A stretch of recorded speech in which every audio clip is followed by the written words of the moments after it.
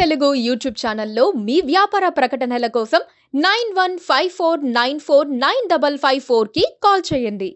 Social media ప్రజాస్వామ్యానికి పెనుముప్పుగా మారుతోంది. ఎలాంటి ఆథెంటికేషన్ లేకుండా ఫేక్ న్యూస్ ప్రచారానికి ఇది ఆయుధంగా మారింది. సోషల్ మీడియా రూపం మారిపోతోంది.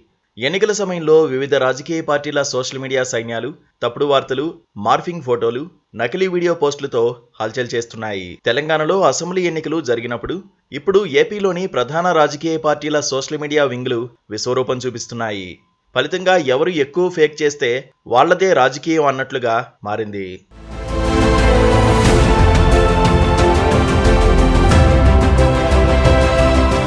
ఎన్నికలు దగ్గర పడుతున్న తరుణంలో సోషల్ మీడియా వేదికగా పొలిటికల్ వార్ అదుపు తప్పుతోంది. ఎదుటివారి మాటలు, ప్రచారాలు, తప్పొప్పులను పట్టేసి వాటికి మసాలాలు జోడించి కొందరు యూట్యూబర్లు సామాజిక మాధ్యమాల్లో వైరల్ చేస్తున్నారు.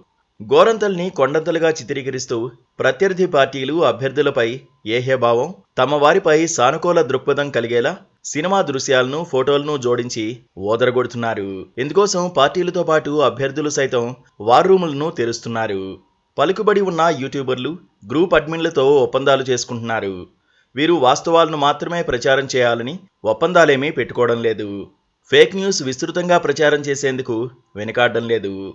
లోక్సభ, అసెంబ్లీ ఎన్నికల్లో గెలిపే లక్ష్యంగా పార్టీ స్థాయిలోనే కాకుండా అభ్యర్థులు సైతం వార్ రూమ్లను తెరుస్తున్నారు. వార్తాపత్రికలు, టీవీ ఛానళ్లలో ప్రసారానికి వీల్లేని బూతులు, వివాదాస్పద వ్యాఖ్యలను సామాజిక మాధ్యమాల్లో యథేచ్ఛగా పోస్ట్ చేస్తున్నారు. ఎక్కడ ఎన్నికలు జరిగినా లెక్కలేనన్ని ఫేక్ పోస్టులు, వీడియోలు వైరల్ అవుతున్నాయి. తాజాగా కేంద్ర ఇంటెలిజెన్స్ బ్యూరో సర్వే అంటూ ఓ తెలుగు మీడియా ఛానల్లో సర్వే వచ్చిందని వీడియో వైరల్ అయింది. అది డీప్ ఫేక్ వీడియోగా తేల్చి ఆ ఛానల్ సైబర్ పోలీసులకు ఫిర్యాదు చేసింది. ప్రముఖ సంస్థలకు ఉన్న విశ్వసనీయతను ఇలా రాజకీయ పార్టీల సానుభూతి పరులు తమకు అనుకూలంగా మలుచుకునేందుకు ఏమాత్రం ఆలోచించడం లేదు. తెలంగాణలో ఏర్పడ్డ కరువుపై ఆన్లైన్ సాక్షిగా రచ్చ జరుగుతోంది. కాలం తెచ్చిన కరువని కాంగ్రెస్ అంటుంటే ఇది కాంగ్రెస్ తెచ్చిన కరువని బీఆర్ఎస్ ఏకిపారేస్తోంది. టీడీపీ, వైసీపీ, కాంగ్రెస్, బీఆర్ఎస్, బీజేపీల మధ్య సోషల్ మీడియా వేదికగా ప్రచారం పీక్ స్టేజ్కి చేరుకుంది.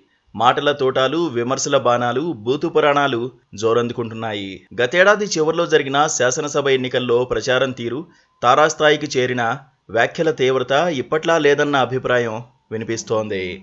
కోర్టు కేసులు, అరెస్టులకు సంబంధించిన పలు చిత్రాలు, వ్యాఖ్యలను కొన్ని పార్టీల నాయకులు యథేచ్ఛగా వినియోగిస్తున్నారు. గెలిపే లక్ష్యంగా ఉన్న అభ్యర్థులు అందివచ్చిన ఏ ఒక్క అవకాశాన్ని వదులుకోవడం లేదు.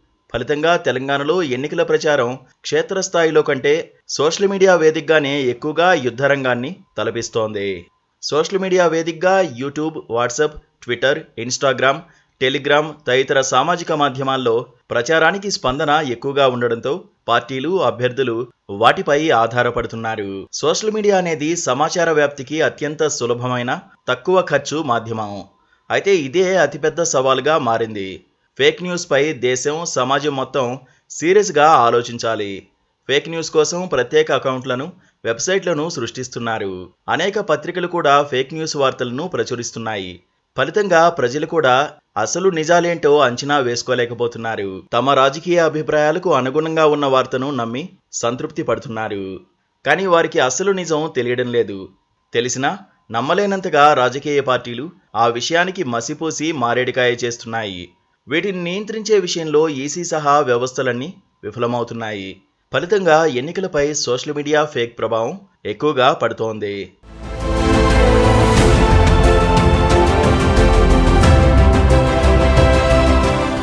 subscribe to KTV Telugu channel.